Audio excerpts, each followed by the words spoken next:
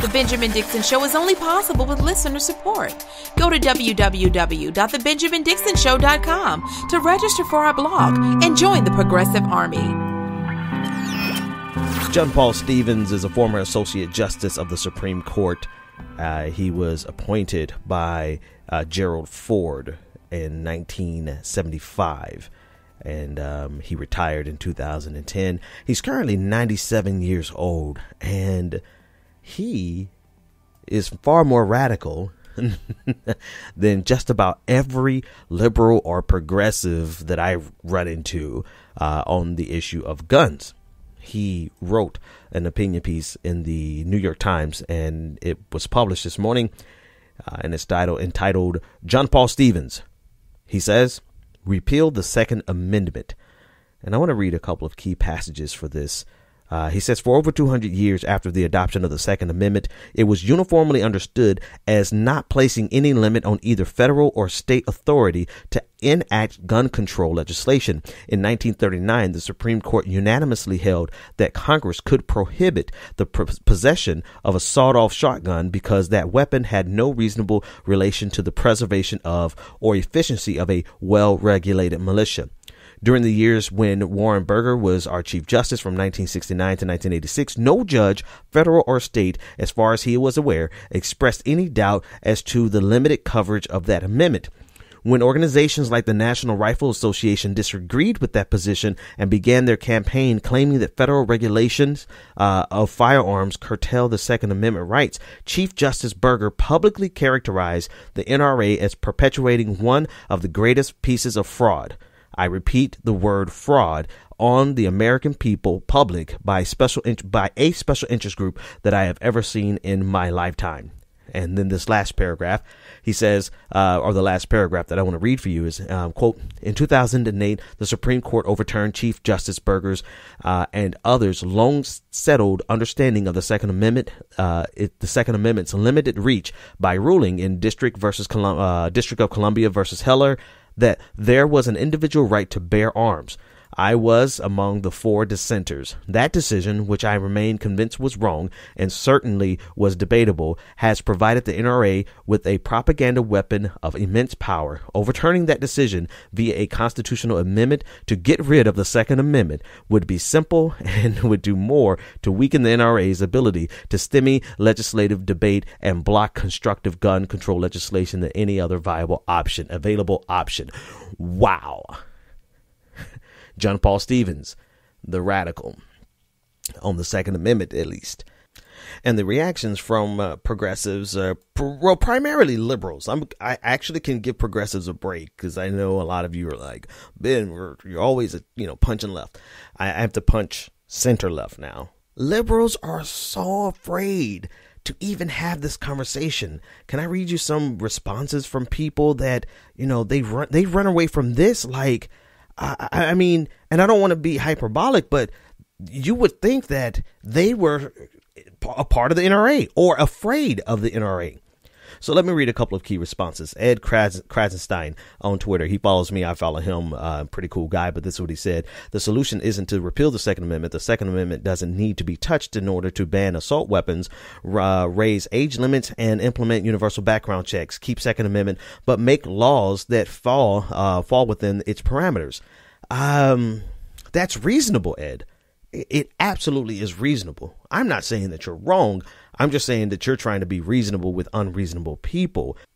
I want to read another response from Lawrence Tribe, Harvard law professor. He says, quote, on Twitter, he says, I admire Justice Stevens, but his supposedly, quote, simple but dramatic step of repealing the Second Amendment is awful advice. The obstacle to strong gun laws is political, not legal. Urging politically impossible efforts just strengthens opponents of reasonable reform. Well, Attorney Tribe, sir, with all due respect, the opponents of reasonable reform answers the question right there. Right. The answer is in your statement. They oppose reasonable reform. They are being unreasonable. We cannot be reasonable with unreasonable people. It has not worked. And John Paul Stevens is coming out with a haymaker to show you all how it's done. when you're dealing, I said this, right? I mean, to pat myself on the back, but I'm letting you know. I mean, I'm glad to see someone of this level, of this stature and this notoriety who can just write something and then instantly the entire nation listens. I'm glad that they said the same thing that I'm saying. Take all of the guns. Not that I actually care about taking the guns, but I care about the fact that the argument in this country is so unbalanced. It's such an asymmetrical fight in this country to get anything done with regard to gun reform that you cannot continue to try to appease terrorists. You cannot try to negotiate with people who don't want to negotiate. To them, anything except every person, man, woman, child, every embryo, every animal has a gun in this country. Until that day, they're going to swear that it's an affront to the Second Amendment. So fine, get rid of the Second Amendment. Now, we all know that that's not as simple as John Paul Stevens says and makes it out to be. However, he's letting you know this is the place from which you have to argue. You have to start in this position. You can't start in the middle of a negotiation. You can't start in the center when people on the far, and this is what, this is with everything. With everything, people on the Democrats or people who are not Republicans, people on the left, that broad umbrella of people who are not Republicans. If you want to accomplish anything with people who are as hardline as Republicans, you have to be as far hardline left as you possibly can be. And this is what came to my mind this morning that I wanted to shout from Twitter, but I'll say it here. There is absolutely no reason that the Democratic Party should not put up the most radical candidate they possibly can. No reason whatsoever. What are you afraid of? Besides the fact that you don't actually want these things, setting that argument aside, what do we have to lose? We're currently living in a time where Donald Trump is president of the United States and he literally gets away with anything and everything. If there's ever a time when the Democratic Party should put up the most radical leftist person they could possibly find, it's now. Because what are Republicans going to do? Well, you know exactly what they're going to do. They're going to flip-flop. They're going to become fiscally conservative again. They're going to become morally concerned with morals. They're going to become concerned with family values and all those kinds of things. But they have no footing to stand on. And if you play with them and you try to cater to family values and you try to cater to being sensible and reasonable, what they're going to do is that they are going to embarrass you. They're going to obliterate your political agenda, which is reasonable, and they're going to push you even further right. And they're going to it's like clockwork. And so John Paul Stevens with this article is letting you know that you do not begin your negotiations from the center when you're dealing with people on the far right. You start negotiations from the far left.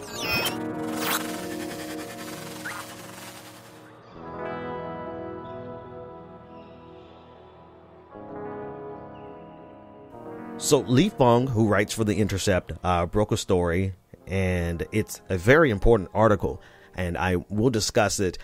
Never mind the fact that he blocked me on Twitter for, whatever. I'm sorry. I'm petty. This article reminds me that he generally does really good work. He just loses his compass, like he loses his way for whatever reason when it comes to free speech absolutism and Georgia politics. It's really weird, but we're going to figure that apart. We're going to figure that one out. But anyway, I digress. Yesterday on The Intercept, for The Intercept, he wrote, ICE uses Facebook data to find and track suspects, internal emails show. And I want to read a piece of it so you can get the context. ICE, the federal agency tasked with Trump's program of mass deportation, uses back-end Facebook data to locate and track suspects, according to a string of emails and documents obtained by The Intercept through a public records request. The hunt for one particular suspect provides a rare window into how ICE agents use social media and powerful data analytics to find targets.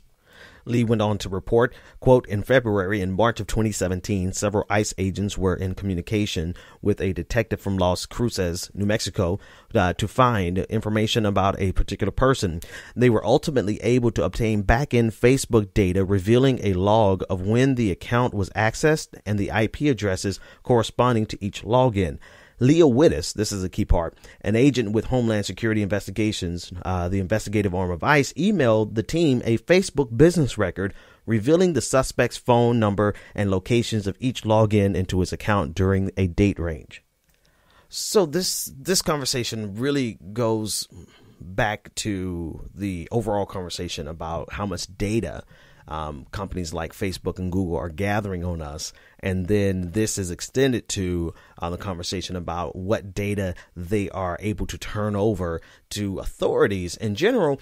But it's funny that we're so concerned about what the government learns about us. And here, Facebook and Google and, dare I say, Apple, because of the iPhones, anyone who has a smartphone, what these companies know about us is terrifying. You almost have to get to the point where you just willingly surrender all of your data over and just say, hey, I just hope that the people who read our troves of information when we're dead and gone don't find out about X, Y, or Z.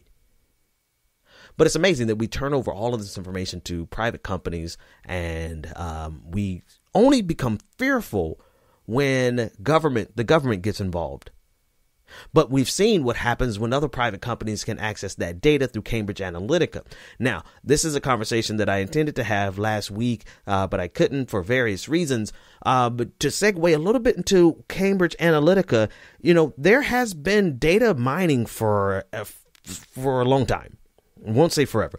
But for a very long time, companies and politicians, including Barack Obama, have engaged in data mining. And this is one of the key problems of outlets like Facebook, because all of our data is sitting there for some enterprising individual, and not only individual, but it's common practice. It has been common practice for companies to be able to maximize their profits or maximize their engagement or maximize their voting block by skimming or mining all of our data on social media. Right? The difference between Cambridge Analytica and Barack Obama, and I'm just going to touch on this briefly because this segment is not about that, but I had to make sure that I touched on this publicly. I did it on the podcast at length, but here's the difference. When people signed up to go to Barack Obama's campaign website around 2012, they knew that they were going to Barack Obama's campaign website. They knew that they were logging into Barack Obama's campaign website with their Facebook credentials. And now, whether or not they knew the extent to which Obama was able to get their information, most people understood that there's some basic data exchanged. But I don't think people are even aware of how much data Facebook has on them in the first place.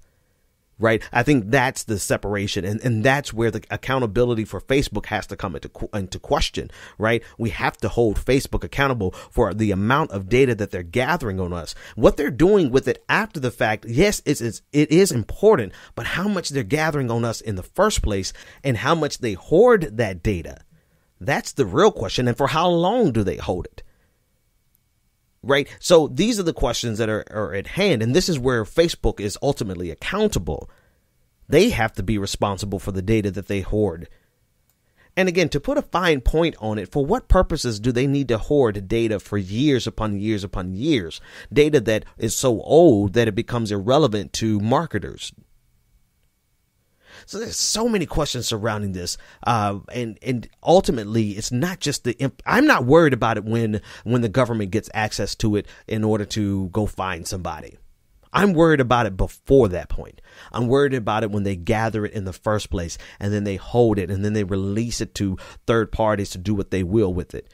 Now, to finish the conversation about Cambridge Analytica, again, when you logged into Barack Obama's website, you knew that you were logging into his website with your Facebook account and you had some idea that data was going to be transferred. You probably had no idea how much data was going to be transferred because most people don't understand the amount of data that Facebook and Google gathers on us every single minute and second of every single day.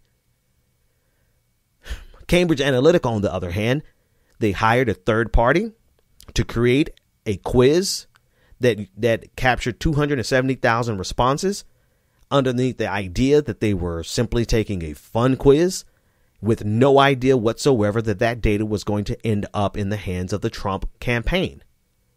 It was deceptive. It was duplicitous.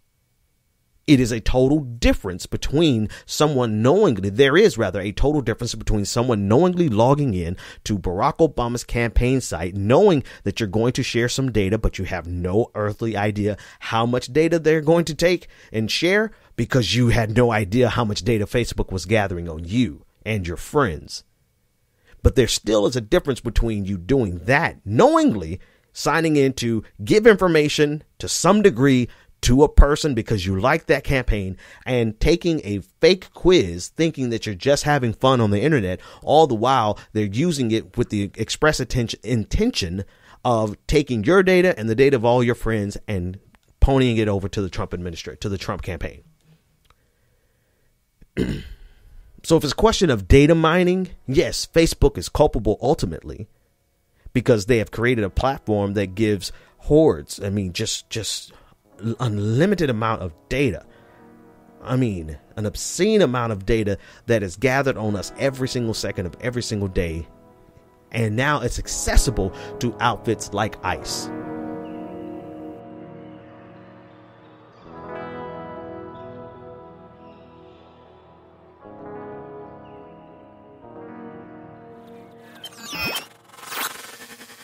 I think I have to take a few minutes. It's my responsibility as, just being Ben Dixon, to dispel with the notion that a lot of people have, particularly people on the right. I'm not really concerned about them because they're not my responsibility. Let them do what they're going to do.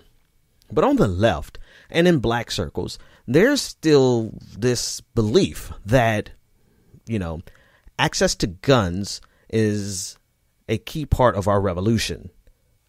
And I oftentimes get examples of, look at what Afghanistan was able to do.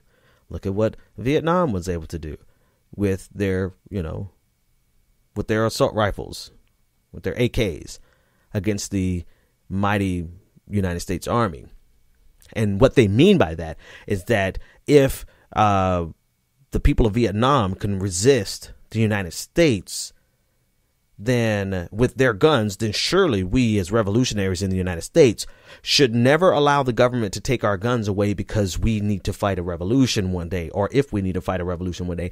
And I just feel like it's extremely irresponsible to allow that conversation to fester without some pushback. Because here's the thing. There's a thing called political will. Right. And then there's a thing called total war. The United States, all you have to do in most cases, save one.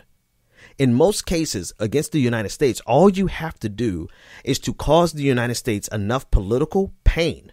And actually, let me correct myself. You have to cause them enough militaristic pain. You have to, cost them lives. You have to hold the line just long enough to break the will of the American people. And once you break the will of the American people, then you either draw a stalemate, a 60-year stalemate like Korea. You draw a drawdown like you have in Afghanistan and Iraq, or you do like the Vietnam, and we just leave. So in that perspective, from that perspective, it makes sense. But there's something very fallacious and something very wrong about that. Number one, it doesn't take into account the United States when it's going to total war. And there's two occasions in world history that the United States has gone to total war. Total war means that everything is on the line. The existential threat requires that everything we have, there is no limit to our political will. There's no limit to the will of the American people. It always has to go further because we're engaged in a total war. And if we don't win this total war, then we will see the destruction of the United States. Two examples, ladies and gentlemen, everybody with me? The Civil War and World War II. Only two occasions in American history that we've gone into total war. I would argue that any type of revolution against the United States would instantly trigger a total war on behalf of the other side. I just want us to think these things through. And I say this not to be counter-revolutionary. I say this to say we're not going to win a revolution violently. There's no amount of guns that we can get. There's no amount of weaponry that we can get to win a revolution against the United States violently, because the United States will kick into total war mode. The United States is not going to allow itself to not exist without destroying everyone else around it. That's what total war means. Total war means like if we can't exist, no one exists. And the reason I'm going down this logical or this thought experiment rather, it's because we're allowing the fantasy of being armed revolutionaries against the big bad empire of the United States, which it is. We're allowing that fantasy to become a counterpoint to why we shouldn't fight against gun ownership to the extent that the NRA wants everybody to have a gun, every man, woman, child, and embryo, right? That becomes an excuse, like Killer Mike. It becomes an excuse because we have to have our guns because this, tyrannical government of Donald Trump and all these other things, that we cannot allow the fantasies of armed revolution to be the reason that we don't fight back against the NRA, who's literally trying to put guns in the hands of everyone, not for the benefit of every group. That's the thing, right? I already talked about the white supremacist implications of the NRA on yesterday. So they're not really fighting on behalf of the empowerment of black people, but they get you into your radical fantasies, and they co-opt your radical fantasies to service white supremacy. So I just want to drop that. I don't even really want to go any further, but I just want you to think about that. I mean, yes, America gave up in Vietnam. Our political will was broken. Yes, all they had were basically, some landmines and some AK-47s. I know some historian is so pissed off with the way I just described that, but you get the hyperbole. Yes, the United States is in a stalemate on the Korean Peninsula. Yes, the United States is basically, backing down from Afghanistan. But come on, I need you to walk with me here. Anyone who's still holding out these revolutionary fantasies, violent revolutionary fantasies, the United States losing their political will in Vietnam. Well, guess what? The United States was not in an existential threat. Vietnam was facing an existential threat. Right? In Korea, the United States wasn't facing an existential threat. Korea was facing an existential threat. What does that tell you? The people who are facing an existential threat generally have enough political will to survive no matter what.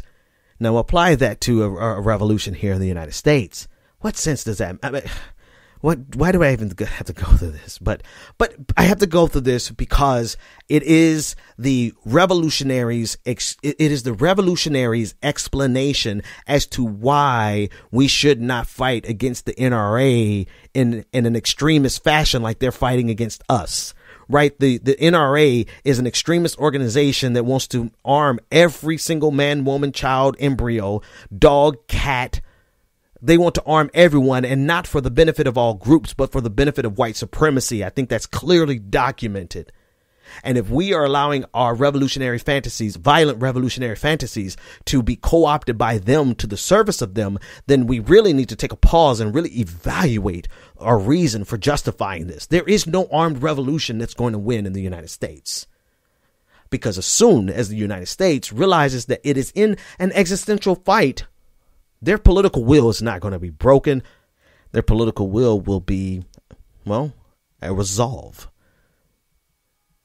And then you'll see the United States behave like it behaved in the Civil War, fighting to the last man, if necessary, in order to crush the violent rebellion.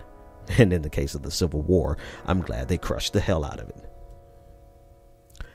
Revolution has to come politically in the United States. We're at a stage of development in weapons, in politics, where revolution has to come politically.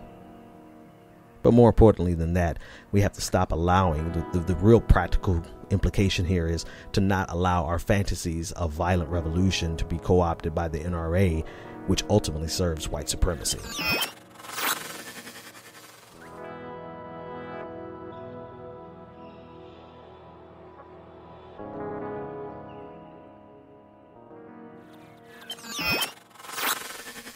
In 1951, a little 9-year-old girl by the name of Linda attempted to enroll in Sumner School in Topeka, Kansas. And she was refused acceptance because she was black.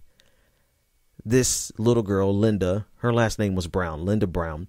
She became the center of the landmark decision, Brown versus the Board of Education, in 1954, in which the Supreme Court overruled the separate but equal clause and mandated that schools across the country must be desegregated. We look at the young kids in Parkland and we give quite a bit of attention to them, and they're doing magnificent things, but children have been the head of so many of our revolutions and changes in this society, and Linda Brown was no different. Than while she was not the voice, it was her burden that Thurgood Marshall took up and the NAACP took up and represented before the Supreme Court, ultimately winning a victory for all children across the country. Linda Brown died yesterday at the age of 76, and her contribution often goes unnoticed. We know her name, we know the decision, we know Thurgood Marshall, who later became a justice to the Supreme Court, but we often forget the children, namely Linda, who was at the center of this. We often forget that these were real people, individuals who not only had to go through the trauma of being on the front line of desegregation, but then they had to go through the drama of their entire life becoming a nationalized controversy, the target of hatred and ire, the target of death threats. A little 9-year-old girl. I think it's worth noting that it will always be our children who carry the biggest burden in terms of what needs to be changed. Because it's oftentimes not until we become adults that we see something that we are willing to fight for in our children and on behalf of our children. And so our children almost become a proxy for a fight that we should have fought a long time ago. And isn't this quite literally the exact thing that's happening with the children from Parkland? And with the children who've been fighting on behalf of black lives, fighting to end gun violence that has plagued the black community, particularly in urban centers. Isn't this where we are now, where finally the children are able to stand up and rise up and fight on their own behalf, and we adults, we're throwing everything we possibly can into it behind them so that they can fix a problem that we noticed, we grew up with, but we really didn't have the power to do anything, or maybe we just didn't realize we did have the power to do something. And so it becomes the burden of our children who have to live through the pain, but then also have to live through the pain of having their pain nationalized and becoming the ire of half of the population. So just think about that when you think about all of the different fights that we're fighting. How many things can we fix before our children get old enough to have to fight them themselves? How many problems can we get resolved before our children have to go to war to solve it? Not literal war, but you understand what I'm saying. I'm reminded of a John Adams movie, HBO special years ago. It was like, 100-part movie series. It was a great series. And Adams, who was problematic in so many ways, he said something that stood out to me that I think I will never forget. and I'm paraphrasing, he said essentially, I'm studying war so that my children can study peace. Somewhere along the lines, that got reversed. Maybe it's cyclical, right?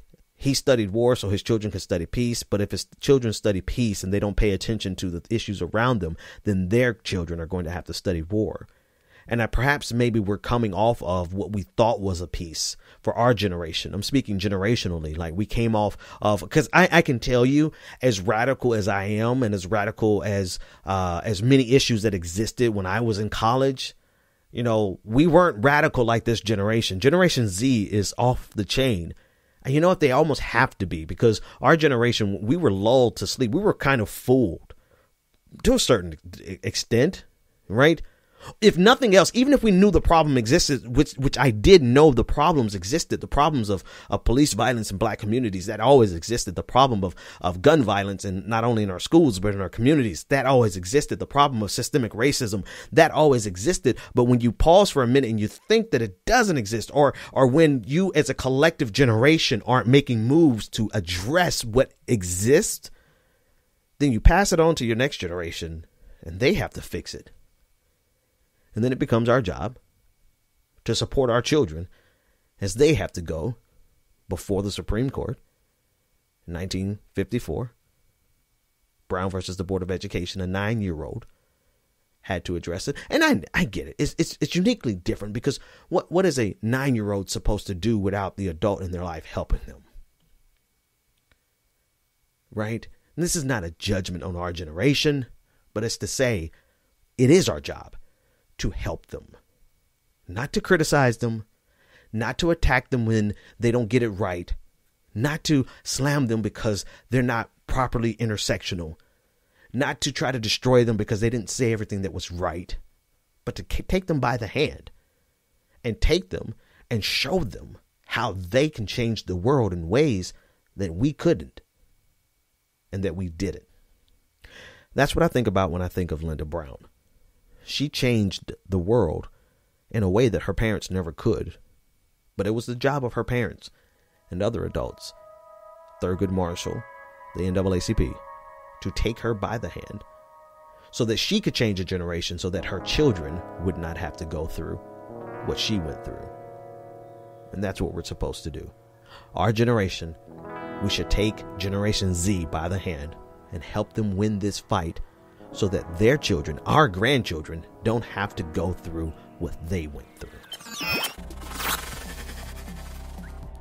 That's all the time I have for you today. Thanks so much for hanging out with me. We're still raising money. Go to patreon.com/the BPD show. Thanks to all of our latest patrons. We really do appreciate you. Without you, we couldn't possibly do it. Shout out to Orion Khan, the most recent patron from last night. Go to Patreon. Come on, let's do it. Take your mouse, click on the browser, and, well, actually, you're probably on your cell phone. Never mind. You know how to do it. Go to patreon.com/the BPD show. You've been thinking about supporting the show. Now is the time to support the show. Last but not least, I will be gone tomorrow, Thursday, and Friday. Special thanks to Anoa Changa, who's going to host the show tomorrow. Professor Matt Sinkowitz is going to take care of the show on Thursday. And my homegirl, Rebecca Azor from Like It or Not, my co-host, she's going to take care of the show on Friday. So there will be content here. And remember, each of those days, they won't ask for it, but I'm going to ask on their behalf. Go to patreon.com and support the show so that we can get back into making videos. Thanks so much, everyone. All the best, and I will see you next week. The Benjamin Dixon Show is only possible with listener support. Go to www.thebenjamindixonshow.com to register for our blog and join the Progressive Army.